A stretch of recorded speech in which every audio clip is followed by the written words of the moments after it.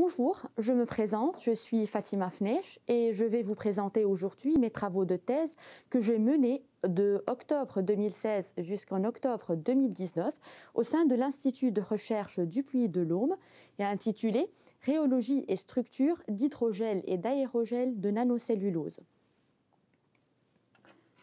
La cellulose est le polymère naturel le plus abondant sur la Terre. Une fibre végétale de cellulose a une structure hiérarchique, composée de faisceaux de macrofibres, puis de microfibres, constituées de fibres élémentaires elles-mêmes constituées de chaînes macromoléculaires. Et selon le traitement et les conditions d'extraction des celluloses, des entités de cellulose, on peut distinguer deux types de nanocellulose. Les nanocristaux de cellulose, nanoparticules rigides cristallines en forme de bâtonnet, et les nanofibres de cellulose, NFC, nanoparticules longues, semi-flexibles et qui ont fait l'objet de mes travaux de thèse. Ces NFC ont été fournis par l'INPA sous forme de suspension aqueuse à 1% et ont été obtenus par oxydation assistée par le radical TIMPO. Les suspensions et les hydrogels de NFC ont été obtenus à l'UBO par dilution de la solution mère à différentes fractions volumiques de NFC et différentes concentrations de sel. À l'issue de cette dilution, on va obtenir des suspensions et des hydrogels qui ont cet aspect-là, dont on va caractériser les propriétés rhéologiques en viscoélasticité linéaire à l'aide d'un rhéomètre, où G', le module de conservation qui quantifie l'énergie emmagasinée au sein de l'échantillon, et G', le module de perte qui quantifie la dissipation visqueuse au sein de l'échantillon, mesurés en balayage à pulsation, font clairement apparaître des valeurs plateau G'0 et G'0 qui augmentent avec la fraction volumique de NFC. Par contre, aux pulsations plus élevées, G' et G' sont des fonctions croissantes de oméga, comportement typique d'un solide viscoélastique.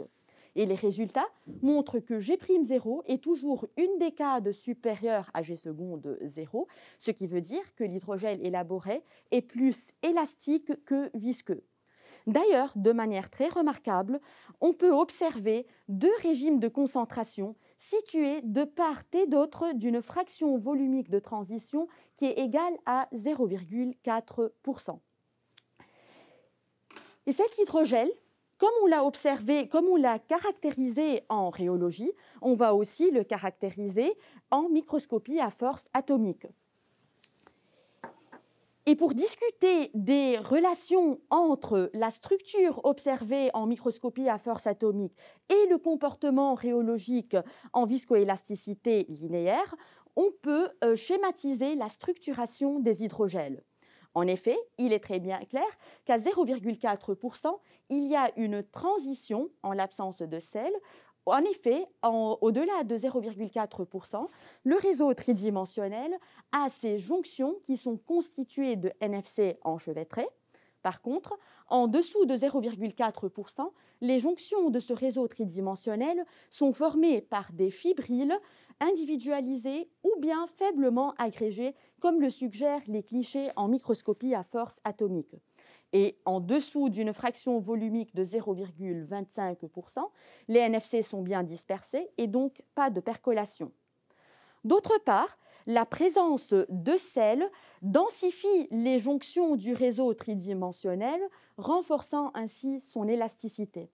Après avoir caractérisé les propriétés rhéologiques des hydrogels de NFC, on va passer à une partie plus originale de ces travaux de thèse, et en fait qui consiste à élaborer, à partir de ces hydrogels précurseurs, par congélation suivie d'un séchage par lyophilisation, des aérogels à base de NFC, des structures solides largement poreuses, dont on va caractériser les propriétés mécaniques par compression uniaxiale. Donc, ces tests consistent à mesurer la contrainte en fonction de la déformation et à partir de la loi de Hooke, dans le régime linéaire, on va déterminer un module de compression EC. Les résultats montrent que ce module de compression augmente avec la fraction volumique de NFC et que la présence de sel renforce l'élasticité des aérogels. Les résultats qu'on a obtenus sont d'ailleurs très originaux et remarquables. Ils montrent qu'en absence ou en présence de sel, il y a une corrélation parfaite entre le module de compression des aérogels et le module de conservation des hydrogels. Autrement dit, il y a une corrélation parfaite entre l'élasticité à l'état solide et l'élasticité à l'état liquide. Pour finir, mes travaux de thèse menés entre 2016 et 2019 ont fait l'objet d'un encadrement entre l'UBO et l'UBS PTR Composite et ont été menés en collaboration avec la plateforme d'imagerie PIMDRX à l'UBO, qui a conduit à la publication de 2 articles dans le journal Carbohydrate Polymers ainsi qu'à différentes communications orales et par affiche dans des conférences d'audience nationales et internationales. D'ailleurs, je précise aussi qu'avant ma thèse, j'ai effectué mon stage de Master 2 au sein de l'IRDL auprès de l'équipe de rhéologues prestois et on a publié un article dans le journal Applied Clay Science.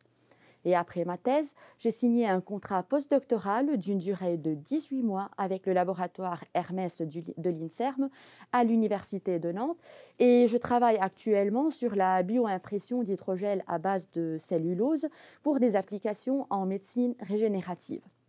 Donc pour conclure, la démarche que je vous ai présentée est suivie par les rhéologues de l'IRDL à l'UBO et elle a conduit depuis 2016 à la publication de 20 articles référencés au Web of Science et 9 communications dans différentes conférences d'audience internationale.